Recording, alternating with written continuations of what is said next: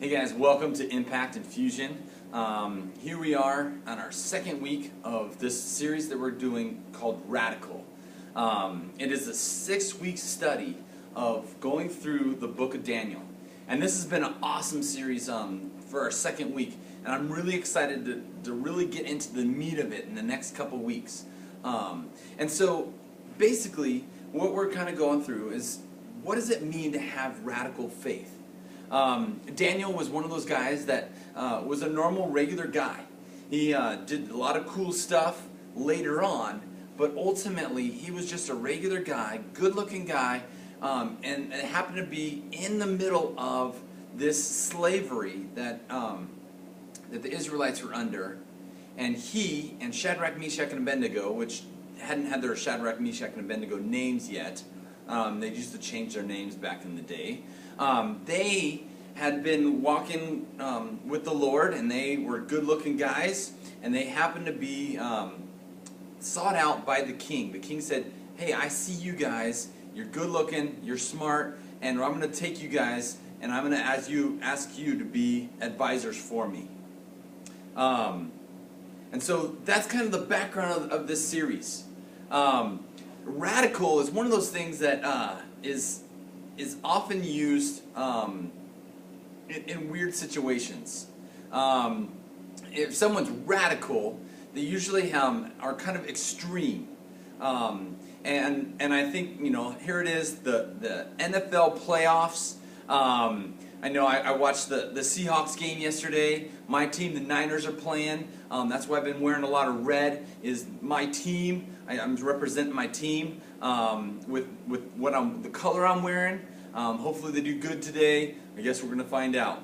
But if you go to a football game, you see those extreme guys. Those extreme guys go through all that they can to try to be to stand out and show their team support.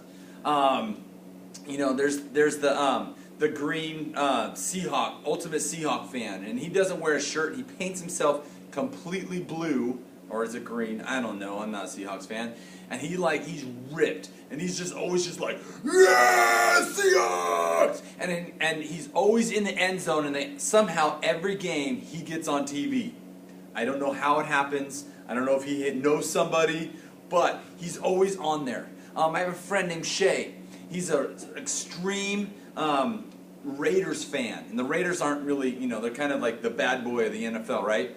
Well, he has this persona that he plays, and he's Skulls. And he's got the shoulder pads, and he's got skulls on his shoulder pads, and he's got spikes coming out, and he paints his face, and he shaves his head, so he paints his whole head, and he wears complete black and gray all day that day, and he's got gloves. He's extreme. He just got engaged, and he wore this get-up with his fiancée as their engagement pictures. That's how extreme he is. Now, when we're talking about extreme, we're not talking about, hey, let's just dress the part. We're talking about living out your Christian faith in a radical manner, in a way that is bigger than just saying, yes, I'm a Christian, and nothing else. And no other movement, anything you say follows that statement. So, today I got my grip. Okay, this is one of those things that if you need to grip something, like if you're doing some woodworking stuff, this is a great clamp. And I got a Jolly Rancher, and I got a balloon, and we're kind of talking about being stuck in a hard situation and what happens. So, all right, so I blow up my balloon, and if I were to take this balloon and I blew it up, it's a green balloon. It's a good balloon. It's fine. Now, if I stuck this clamp over my balloon, and I just started to clamp it a little bit, the shape of the balloon has changed. It now has an indent here, it has an indent here, and if I were to keep squeezing this, the balloon would eventually pop. But it is stuck in a hard situation. It is stuck in a situation that is forcing it to change. And so I'm going to see what happens here. Okay? I haven't tried this before, so don't, be careful when you ever work with balloons and clamps. Don't try this at home. That's my public service announcement. But, so here we go. Okay, so now it's extreme. I don't know if you guys can see this. Okay, the balloon, the clamp is like becoming inside the balloon, alright? Let's keep going a little bit further. Alright? I'm kind of scared. I'm not gonna lie. What if it doesn't break? Wow. So, here's my balloon. It's totally in this really tough situation. It's clamped really good. It's probably about, I would say about half an inch away from each other, the two clamps on one side and the other. And it has morphed and has changed to be in a different, to be in a different form. And so here it is. Daniel goes through something like this. Daniel goes into something like this, that he gets pinched, he gets in this tough bind that he has to change, and something has to change. And oftentimes, when sometimes people get in stuff like this, they can go to things that are inappropriate. Some people will go to drugs and alcohol. Some people will go to just sleeping, depressed, get away from everything. But God intervenes. Okay? Alright, so let's take the balloon out. Okay? Let's see what happens if I take the Jolly Rancher. Okay? So we move this real close. Okay? I'm going to put my Jolly Rancher in here. Okay? Now, this is holding it, but if I squeeze it a few more times, it's now under extreme pressure. And that's what Daniel is in. Now, as far as I know, it's not broken. But it's not comfortable. It's not like, hey, let's go get in a clamp, it'd be awesome. It is so much pressure that if I were to just kind of push this a little bit, it would break. Okay? Daniel goes through a situation like this. Okay, so I'm going to hopefully, there you go, sweet. Daniel chapter 2. Okay, Daniel chapter 2, the king goes through, has numerous sleepless nights, having the reoccurring dreams of what's going on, and he's trying to figure out what this dreams mean. So he gets the magicians, and he gets the sorcerers, and he gets all these people to come in and like say, hey, this is, we need your help. Why am I having these dreams? Interpret them for me. And the dreamers, or the magicians, they try to do their best, but they cannot find and they cannot come up with the right answer. So the king gets mad, real mad. Back then, if a king got mad like he got mad, he could do whatever he wanted. Well, verse 12 of Daniel chapter 2 says, this made the king so angry and furious that he ordered an execution of the wise men of Babylon. So the decree was issued to put the wise men to death. And the men were sent to look for Daniel and his friends and put them to death. Okay? So Daniel just is kind of one of the wise men. He's not like, he hasn't come and interpreted a dream. He hasn't done anything. He has the role. And the king says, all of them, completely off the board. I'm starting all over. So Daniel's like, oh my gosh, God has placed us in this position for a reason. Why are we going to be put to death now? So, a little bit further down, verse 17.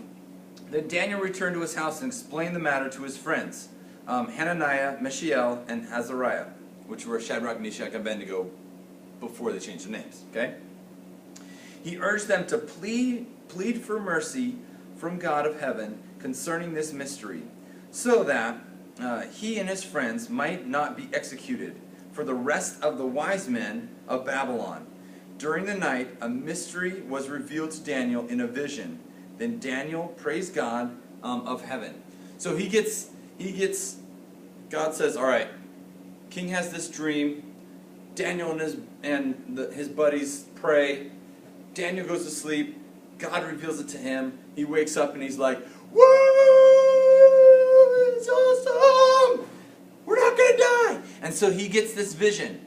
So then he goes to the king before the king officials get to him. Okay, the officials being the guard. Okay, they weren't wise men, they were just the guard. They're different. So Daniel, verse 24, then Daniel went to Arioch, whom the king had appointed to execute the wise men of Babylon, and said to him, do not execute the wise men of Babylon. Take me to the king, and I will interpret his dream for him. Arioch took Daniel to the king at once and said, I have found a man among the exiles from Judah who could tell the king about his dreams. Okay, so now Daniel's into this. He could die, but now he interviews with God. Something changes, and he gets excited. And he kind of gets this relief, but at the same time, here he is going straight to the guard. It's not like he went running and hiding, and he could possibly live a little bit longer. No, he goes straight to the king and says, all right, king, I know what your dream's about. I want to tell you about it. And since he's coming to the king, he immediately could be like, off with his head if he doesn't like his answer. If he doesn't answer these dreams. So, he interprets the dream. It's kind of lengthy. If you get a chance, read it. It's pretty cool. But jump down to verse 48. Then the king liked what he said, and then the king placed Daniel in the high position and lavished many gifts on him. He made him ruler over the entire province of Babylon and placed him in charge of its wise men. Moreover, at Daniel's request, the king appointed Shadrach, Meshach, and Abednego administrators over the province of Babylon, where Daniel himself remained at the royal court. Okay, so he was kind of under the wise men, but now he's been elevated to a really high position in the king's court. Now, this kind of rubs some people wrong, and some kind of crazy stuff happens after this, but I can't tell you yet because it's so exciting. But you gotta come back next week. So Shadrach, Meshach, and Abednego, Daniel, they're elevated to these high positions. They're overseeing people, okay? Israelites in Babylon overlooking Babylonians. God works in mysterious ways. We're going to be looking at what does it mean, or how do you respond when you are put through the pressure cooker or the pressure of different situations. How do you respond? That is what we're going to be looking at in small groups today. And I challenge you to be real with your small group. I challenge you often about doing this. But I want you to be real. How do you really respond? What is the appropriate way to respond? And why do you think you respond that way? God wants you to respond like Daniel, to be radical. When you're going through a hard situation, not to withdraw, not to go through the easy spot. And the easy spot would be the drinking, the depression, to do those things. But to do the hard thing and seek the Lord with all your heart, soul, mind, and strength. That's what Daniel did. So I challenge you, as you go to small group, what is your pressure points? What are the things that cause you to do this?